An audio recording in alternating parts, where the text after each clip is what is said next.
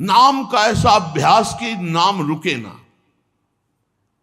एक संत के एक शिष्य थे, तो शौच में भी नाम जप कर रहे थे, कृष्ण कृष्ण कृष्ण कृष्ण। किसी ने देखा, जाके उनके गुरुजी से कहा, महाराज ये तो बहुत ही भ्रष्ट है। क्यों? बोले तो शौच में भी नाम जप करता है।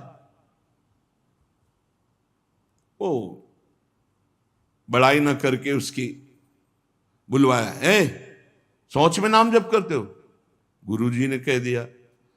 दूसरे दिन ऐसे जवान पकड़ के शौच में बैठा, और वो जो दोष दर्शन करने वाले होते हैं वो सब, उनका एक चश्मा अलग होता है, वो छिद्रान्वेषण, दूसरों के दोष ही देखा करते हैं। दूसरे दिन वो गए, बोले महाराज आज तो मुंह में हाथ डाले बैठा, ऐसे ऐसे बैठा था। तो बुलाया और कहा, भाई वैष्णव होकर तुम अवैष्णव काम करते हो, शौच के समय ऐसा नहीं, मुख में हाथ क्यों डाले थे? तो रोने लगे, बोले गुरुजी आपकी आज्ञा भी नहीं टाल सकते, और मुझसे नाम के बिना रहा नहीं जाता, इसलिए मैंने जवान पकड़ा कि जवान से नाम ना निकले, पर उस समय भी हृदय से चल रहा था, हृदय से लगा लिया और कहा, बेटा तुम्हारा जीवन धन्य हो गया। गुरु के मना करने पर भी नाम जब ना उनकी आज्ञा का पालन हो, तो इसलिए जवान पकड़ लिया, पर खुल के कह दिया कि गुरुजी शौच में भी हृदय से नाम चल रहा, हम नहीं छोड़ पाएंगे। तो बोले यही जीवन का सार, और हृदय से लगा लिया। और छिद्रान्वेषण वाले को कहा, आज के बाद हमारे सामने मत आना, हमसे रहा ना जाए, हमको कसम दिला दी जाए तो भी ना रहा जाए। एक संत के पास एक गए, बोले 18 साल से आपने कहा था राम राम जप को, तो हमने जप किया, लेकिन हमको कोई दिव्यता तो समझ में आई नहीं। तो उनका, अच्छा हमें गुरु मानते हो? बोले हाँ गुरु मानते हैं, आपको पक्का मानते हैं? बोले तुम्हें हमारी कसम है, बस कल तक ये नाम ना जपना, फिर कल आओगे तो हम ऐसा मंत्र देंगे कि बहुत जल्दी तुम्हारे को सिद्धि प्राप्त हो जाएगी। वो ठीक है, प्रणाम करके चले, वो अभ्यास। अब गुरुजी ने कसम खवाई तो सीढ़ी नहीं उतर पाए, रो के आए, बोले गुरुजी ऐसा तो नहीं हो सकता, अब नाम तो नहीं छूट सकता गुरुजी, आपने कसम खवा दी, इतनी देर में कितने नाम चल गए गुरुजी, अब ऐसा नहीं। बोले बस यही मिला 18 साल से, जो नाम में तुम्हें प्रियता हो गई, अब क्या दुर्लभ रह गया? आगे जब इसका फल प्रकाशित होगा तो सच्चिदानंद भगवान का मिलन। तो हमारा स्वभाव बन जाए कि रहा ना जाए बिना भजन के, हमारा जीवन भजन बन जाए। मत प्राणाहु से ही कहते, हर श्वास में भगवान का स्मरण। गोपीजनों के लिए भगवान ने कहा, मन मनस का ता मन मनस का मत प्राणा मदर्थ त्यक्त दहिका। मन मनस का, उनका मन मैं हूं, उनका प्राण मैं हूं। गोपियों के हृदय में श्री कृष्ण प्राण है, गोपियों के मन श्री कृष्ण है। मेरे लिए समस्त देह सुखों का त्याग कर दिया। देखो भगवत प्राप्ति ऐसे नहीं होती, मेरे मन से जीवित हैं गोपियां। भगवान ने कहा मेरे प्राण ही गोपी के प्राण है, भगवान के प्राणों से अनुप्राणित, भगवान के जीवन से जीवित। ये क्यों? भगवत स्मरण। हर श्वास तो भगवान को प्राण समर्पित, हर वृत्ति तो चित्त और मन समर्पित, पूरा निश्चय भगवान मेरे तो बुद्धि समर्पित, और अहम भगवान के दासत्व में समर्पित।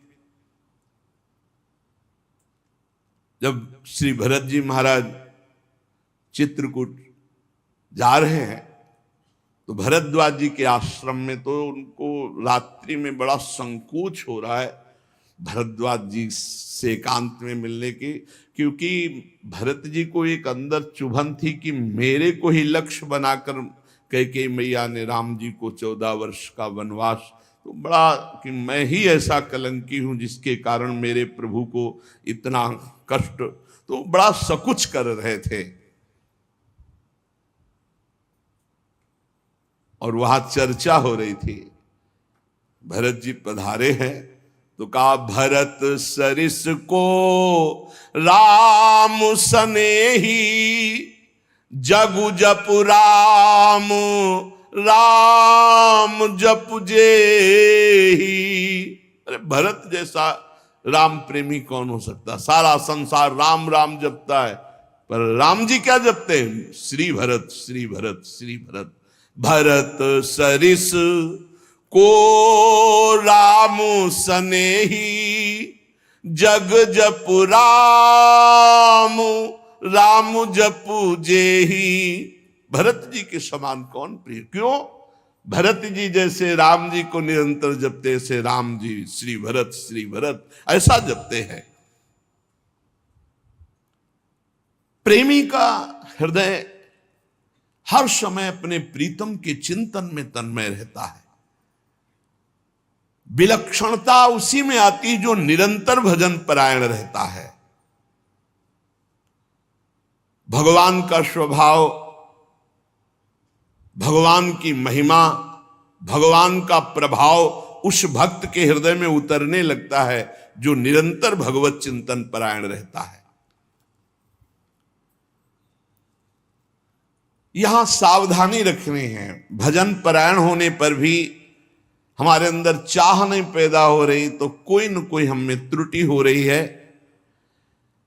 जिसको अपने साध्य का पता है, मेरा साध्य क्या है, श्यामा श्याम, तो फिर राजी कैसे हो रहे हो और से? जब तुम्हारा साध्य श्यामा श्याम है तो तुम राजी कैसे हो रहे हो और बात से, धन से, संपत्ति से, प्रणाम से, नमस्कार से? जब तुम जानते हो ये मिथ्या है, तुम्हारा साध्य परमात्मा है, तो तुम परमात्मा के सिवा अन्य किसी से कैसे राजी हो गए?